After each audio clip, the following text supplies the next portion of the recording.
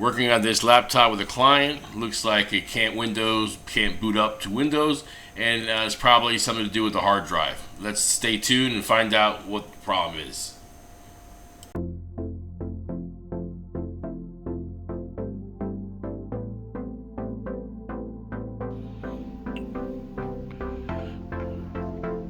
As soon as we plug in, nothing pops up, even on the driver.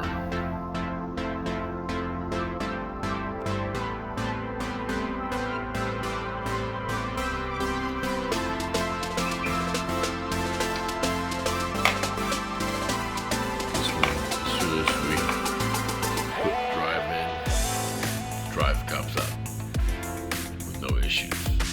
So we have a bad hard drive.